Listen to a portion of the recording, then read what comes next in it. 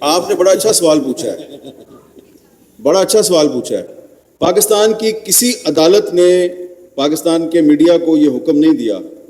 کہ آپ نے قیدی نمبر 804 کا نام اور تصویر نشر نہیں کرنی۔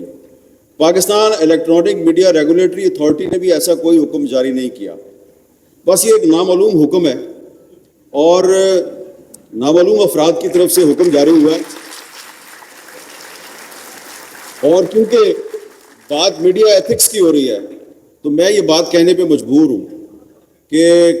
اگر کبھی ابھی 3-4 دن پہلے کی بات ہے کہ میں نے ایسے کچھ بہت سے کلپس چلائے ٹرمپ کے بارے میں، تو ایک کلپ عمران خان کا بھی چلا دیا، تو انہوں نے کہا نہیں اس کی تصویر تو نہیں جا سکتی، تو اس کی آڈیو چلی گئی لیکن تصویر نہیں گئی، حالانکہ اگر وہ کلپ چلتا تو عمران خان کو اس کا نقصان ہوتا۔ شکر ہے انہوں نے یہ نہیں کہا کہ ٹرمپ کو بھی مت چلاؤ۔ ہاں تو دیکھیں یہ جو آپ نے سوال کیا کہ پاکستان میں کسی عدالت نے اور کسی ادارے نے یہ آپ کو تحریری طور پہ حکم نہیں دیا، لیکن حکم پر عمل درآمد ہو رہا ہے۔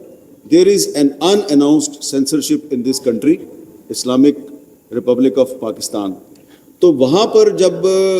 ریگولر میڈیا جو ہے اس کے ہاتھ اور پاؤں آپ باندھ دیں گے تو وہاں پہ پھر جو بہت سے صحافی جو ہیں وہ پھر ٹی وی اسکرین پہ جب ان کو آپ سچ نہیں بولنے دیں گے تو وہ پھر سوشل میڈیا کو پکڑ لیں گے، وہ یوٹیوب پہ ویلاگ کریں گے، وہ ٹویٹس کریں گے، وہ انسٹاگرام پہ سچ بولنا شروع کر دیں گے۔ اور وہ بولیں نہ بولیں، یہ جو سامنے لوگ بیٹھے ہیں ان میں سے چلیں کچھ ایسے ہوں گے کہ مجبوری کی وجہ سے انہوں نے اپنا ایک جعلی ٹویٹر اکاؤنٹ بنایا ہوگا، انسٹاگرام پہ انہوں نے بلی کی یا ہاتھی کی تصویر لگا کے اور کوئی جعلی سا نام رکھ کے کوئی نہ کوئی بات کرے ہوگے، لیکن بہت سے لوگ ایسے ہیں کہ وہ جان ہتھیلی پہ رکھ کے اپنی تصویر کے ساتھ اپنے اصلی نام کے ساتھ سچ بولتے ہیں اور پھر پھڑے جاندے ہیں۔ ٹھیک ہے، پھر پولیس جو ہے وہ انسداد دہشت گردی کی عدالت میں ان کے خلاف مقدمہ چلاتی ہے۔ تو سوشل میڈیا جو ہے اس کے فائدے بھی ہیں، اس کے نقصان بھی ہیں۔ اگر پاکستان میں سوشل میڈیا نہ ہوتا تو میرا خیال ہے کہ زیادہ اچھا ہوتا۔ نہیں، دیکھیں جب حبیب جالب صاحب کا دور تھا تو اس وقت بھی سوشل میڈیا نہیں تھا، صرف اخبار تھے،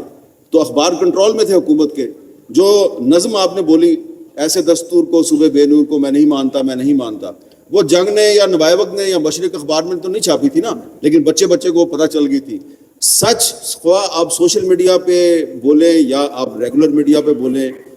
وہ سچ جو ہے وہ سچ ہی رہے گا۔ آپ سچ کو سوشل میڈیا پہ روکیں یا ریگولر میڈیا پہ روکیں، وہ سچ جو ہے وہ عوام تک ضرور پہنچتا ہے اور اس کی طاقت کو آپ انڈرمائن نہیں کر سکتے۔ یہ بات نامعلوم افراد کو سمجھ نہیں آتی۔ اور میں کہتی کہ میں پہلے اور بھی کہوں کہ کیا ہمیں بعد میں آج ایک بات ضرور کہنا چاہتا ہوں، یہ بڑی مشکل ہے یہ بات کہنی، لیکن I have to confess, this is a confession. General Zia ul-Haq کے دور میں نے اپنی صحافت شروع کی تھی تو اس وقت صحافیوں کو کوڑے پڑتے تھے، اور پھر آخری ڈکٹیٹر تھا جنرل پرویز مشرف، اس کے دور میں بھی مجھ پر پابندی تھی۔ تو پرویز مشرف تھا نا، وہ میرا اور اس کا بڑا ایک کشیدہ تعلقات تھا، تو جب بھی ان سے ملاقات ہوتی تھی لڑائی ہو جاتی تھی، انہوں نے میرے پہ پابندی لگا دی اور سم ٹائمز وہ شاؤٹ بھی کرتے تھے، میں بھی تھوڑی سی اپنی کیپیسٹی کے مطابق آواز بلند کر لیتا تھا، لیکن یہ پتہ تھا کہ لڑائی کس کے ساتھ ہے۔ وہ ڈکٹیٹر تھا لیکن یہ پتہ تھا کہ پابندی یہ لگواتا ہے، مقدمہ جو ہے یہ درج کرواتا ہے، کیبل پہ بین بھی یہ کرواتا ہے، تو دشمن کا پتہ تھا۔ تو جو دشمن اگر منافق نہ ہو تو اس کی تعریف کرنی چاہیے۔ لیکن آگے بھی سن لو، لیکن آج کے دور میں جمہوری ادوار میں آپ پر حملہ ہوتا ہے، ڈھونڈتے ہی رہتے ہیں حملہ آور کون ہے، پابندی لگتی ہے، ڈھونڈتے ہی رہتے ہیں۔ اب یہ انور صاحبہ نے بالکل صحیح کہا ہے کہ واٹس ایپ میسج آتا ہے، لیکن واٹس ایپ میسج کے نیچے نام کسی کا نہیں ہوتا، نامعلوم ہوتا ہے واٹس ایپ میسج، یہ آپ کو پتہ ہوتا ہے آیا کہاں سے ہے، ٹھیک ہے نا، لیکن وہ جو بھیجنے والا ہے وہ اس کا اصلی نام نہیں ہوتا، لیکن اس کا جو نام ہے وہ اصلی نہیں ہوتا۔ تو ایک ڈکٹیٹر کے دور میں جو میڈیا کے ساتھ زیادتی ہو رہی تھی، جس کا ہم بھی شکار رہے، تو ڈکٹیٹر جو ہے وہ کبھی چھپاتا نہیں تھا، وہ کہا ہاں بھائی میرے ساتھ لڑائی ہے، میں نے پابندی لگائی ہے۔ لیکن یہ جو ڈیموکریٹک حکومتیں ہیں جو ہمیں صحافتی اخلاقیات سکھانے میں بڑا انٹرسٹ لے رہی ہیں، یہ پابندی بھی لگاتے ہیں اور مانتے بھی نہیں، اخلاقی جرت کا شدید فقدان ہے۔ حامد میر، آپ کو تو علم ہو کہ جب یہ مصرع آیا تو اس کے جو بانی تھے وہ میاں منظور قادر تھے، بڑے پائے کے وکیل، اور جنہوں نے دستور بنایا تھا،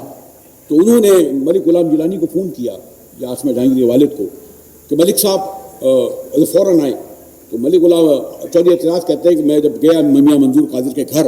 تو ملک غلام گیلانی نے دیکھا کہ وہ ٹہل رہے ہیں۔ انہوں نے کیا ہو گیا؟ کہتے جی وہ موچی دروازے پہ ایک نوجوان شاعر ہے،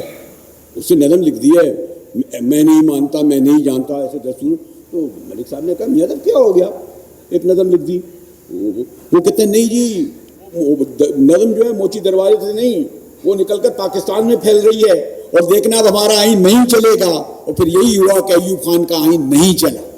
اس کے بعد بھی ایسے ایسے جو آئین آئے۔ اور اگر آج یہ جو حامد میر اور ہم ان لوگوں سے یہ کہہ رہے ہیں کہ آپ آئین کو اگر اس طرح پاس کریں گے، پارلیمنٹ میں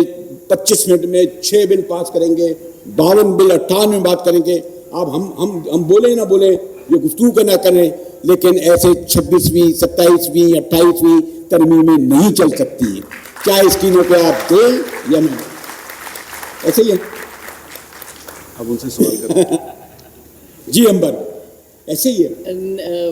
ہاں ایسے پہلے میں ذرا حامد میر صاحب کے، انہوں نے کہا کوئی تحریری حکم نہیں ہے کہ نام نہ لیں یہ نہ کریں، لیکن یہ بھی بتائیں نا کہ واٹس ایپ میسیجز جو آتے ہیں نیوز ایڈیٹرز کو کہ یہ نہ چلائیں، اس کو سائلنٹ کریں، ڈبل سکرین لیں، وہ بھی تو ایک ڈے ٹو ڈے ریالٹی ہے۔ تو ایک طرح سے وہ ایک تحریری چیز ہے جو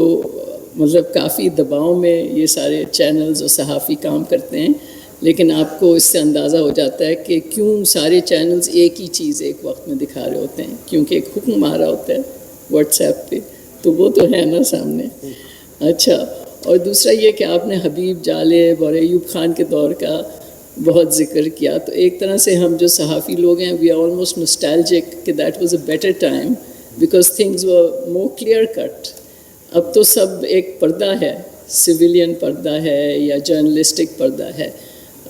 جنرل ضیاء الحق کے دور میں آپ کو یاد ہوگا you had the censorship, you had the black pen, you had the newspapers where you could tell کہ یہ چیز سینسر ہوئی ہے، and that was in fact much better, کیونکہ آپ کو پتہ ہوتا تھا، آپ کو سامنے سینسرشپ ہوتی تھی۔ اب جو ہے اٹس آل ویری کنفیوزڈ، یہ تو ہے تھوڑا سا، ہے نا۔ واٹس ایپ نہیں، ایک بات میں آج ایک بات ضرور کہنا چاہتا ہوں، یہ بڑی مشکل ہے یہ بات کہنی، لیکن I have to confess, this is a confession. General Zia ul-Haq کے دور میں میں نے اپنی صحافت شروع کی تھی، تو اس وقت صحافیوں کو کوڑے پڑتے تھے،